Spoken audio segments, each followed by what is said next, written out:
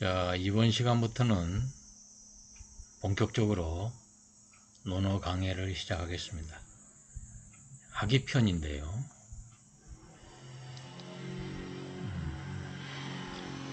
학이편은 총 16장으로 이루어져 있습니다. 그래서 매 한 15분 정도에 몇 개 할지는 모르겠습니다만 이 처음에 요 학이편이 이제 논어 첫 번째 편이거든요. 그 중에서 첫 번째 장, 이 학이장이라고도 하고 학습장이라고도 하는데, 이거는 조금 자세히 하겠습니다.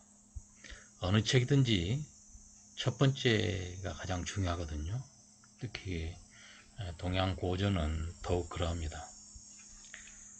그래서 제가 마침 또 우리 유튜브하고 같은 명칭의 네이버 블로그도 있는데, 거기는 논어를 분류를 해가지고 요즘에 학문 부분을 지금 하고 있는데, 제일 먼저 한 부분이 요 학이편 1장이에요. 좀 자세하게 글을 써가지고 매주 한 편씩 올리고 있습니다. 그래서 이 부분은 조금 자세히 하겠습니다. 강의 방식은 먼저 한번 원문을 읽고요. 그 다음에 글자에 대해서 간단하게 살펴보고, 또 어구 같은 경우, 구절 같은 경우에 학자마다 조금 다른 게 있는데 그런 것도 조금씩 보고, 그런 다음에 전체를 해석하고 또 관련된 이야기를 하는 걸로 이렇게 하겠습니다.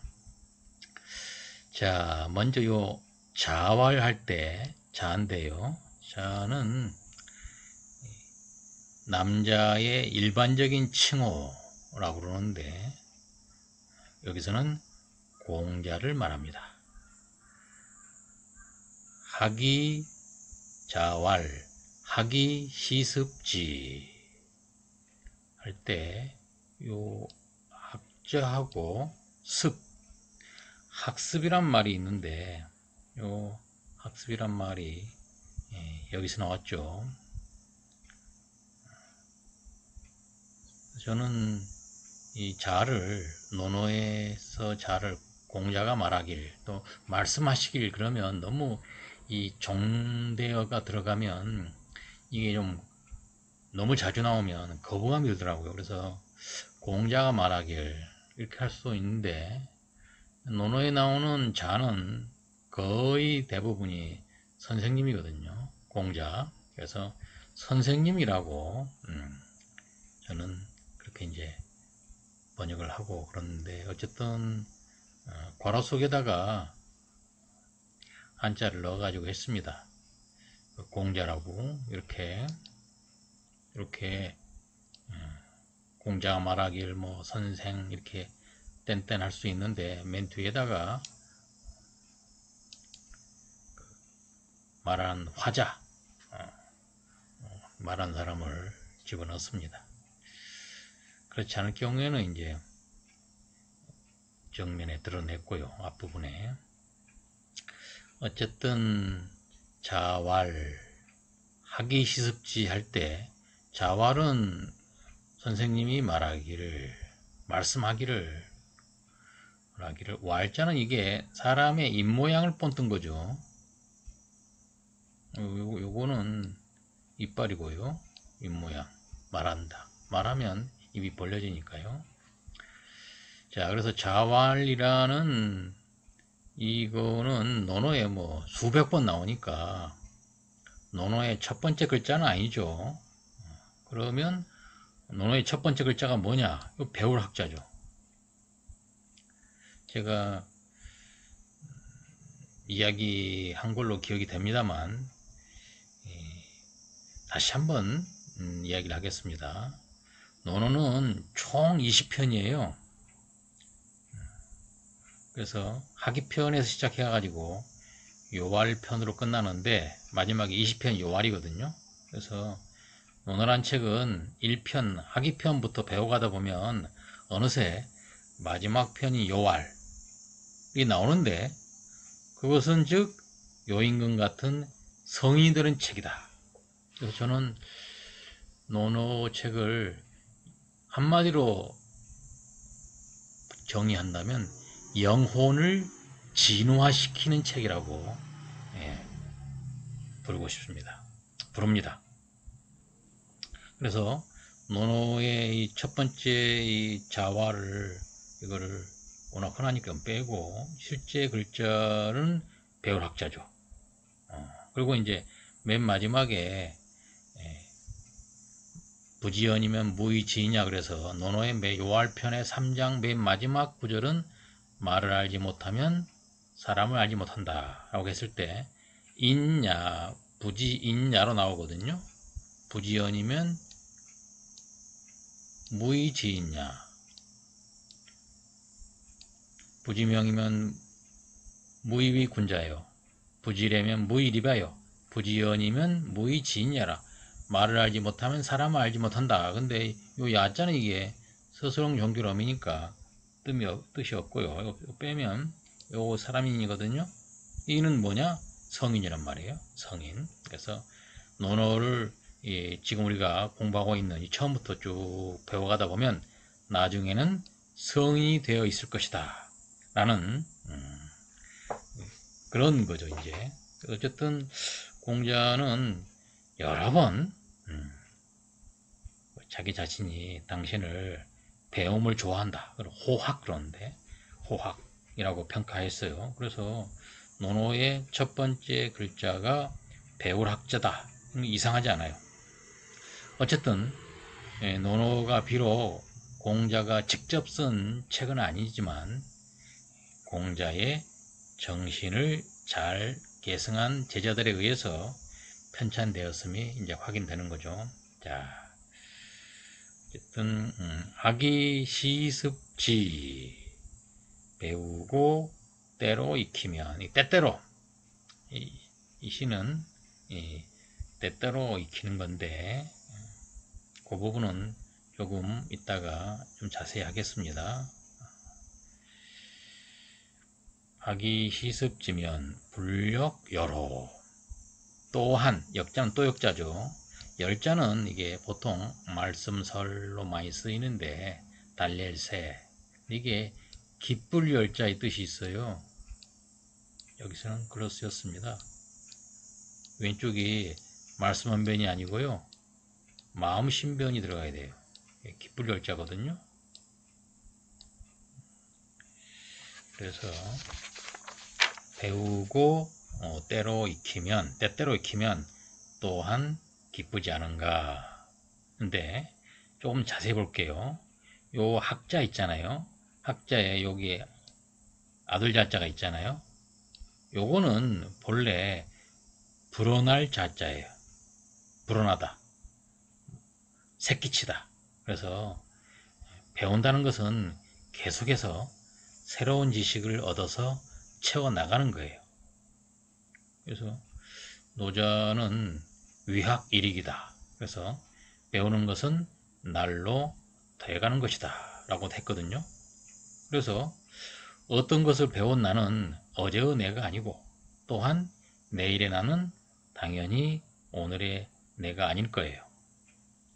우리는 선현들의 정신적인 문화유산을 끊임없이 배워서 수용하고 이를 바탕으로 변화하여 나 자신은 물론 사회와 국가, 천하를 좀 더 나은 세상으로 발전시켜 나가야 합니다. 그것이 이 시대에 생을 받은 우리 모두의 소명일 것입니다. 어쨌든 공자가 그토록 배움을 중요시한 연유는, 인간이 지상에 태어난 이유는 배움을 통한 진화를 이루기 위함이었기 때문입니다. 배움에 있어서 구분은 없으며 만물과 자연의 이치를 알고 실천할 수 있는 모든 것이 바로 배움의 구체적인 내용입니다. 또한 배움을 통해 익힌 것을 자신에게서 끝나는 것이 아닌 주변에 나눌 수 있는 능력을 기르는 것도 필요한 것입니다. 이것을 통해서 시공간을 초월하여 자신의 뜻을 직접 전할 수 있기 때문입니다. 시습할 때, 시습은 때때로 익히는 거예요. 그래서 제사 지내는 법을 배웠으면 바로 그때부터 날마다 제례를 익히고, 음악을 배웠으면 바로 그때부터 날마다 음악을 익히는 거예요. 사실 요 논어의 첫 번째 문장은 수천 번 읽은 것 같아요.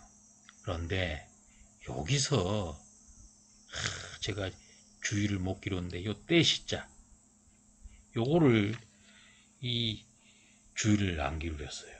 그냥 넘어갔어요. 때때로란 생각을 하고. 사실은 우리가 주역을 한 글자만 하면 때시자거든요. 그래서 정이천이라는 사람이 역전을 편찬했는데 썼는데 거기에 주역의 핵심이 뭐냐? 지시식세다. 때를 알고 형세를 아는 거다. 라고 했는데 우리나라의 율곡 선생도 귀지시, 때를 아는 게 귀하다. 라고 이야기했거든요. 그래서 안병옥이라는 숭실대 철학과 교수님 지낸 분이 책 제목이 때를 알아라 이것도 있습니다. 스필집인데 한번 보십시오. 청년은 청년의 때가 있고 장년은 장년의 때가 있어요. 봄에는 씨 뿌리고 여름에는 뙤약볕 아래 김 메고 가을에는 거두며 겨울에는 쉬는 것처럼 제때 제때에 해야 할 일이 있는 거예요. 그 다음에 이제 열자는 기쁠 열자죠. 배우고 때때로 익혀가지고 그 참뜻을 알게 되니까 가슴 저 밑바닥에서 나도 모르게 희열이 솟구치는 거예요. 그 기쁨을 어디에 비교할 것입니까? 배우고 때때로 익히면 또한 기쁘지 않은가? 여기에서 이 반어법이에요. 기쁘지 않아? 기쁘다는 거죠. 강조하는 공자의 소감인데 배움의 그 기쁨 또 익힘의 기쁨을 우리에게 다시 한번 강조하고 있거든요. 그래서 정약용 선생은 이 학이란 것은 뭐냐? 요 배울 학자 요거는 가르침을 받는 것이며 요 습은 가르침을 익히는 것으로 봤어요. 그래서 시습은 때때로 익히는 것이다. 또 열을 기쁠 열자긴 한데 마음이 상쾌한 것이다. 이렇게 봤어요. 그래서 학이란 것은 알기 위한 것이고 습이란 것은 행하기 위한 것이니 학이 시습은 지와 행이 함께 나아가는 것으로 파악하였어요.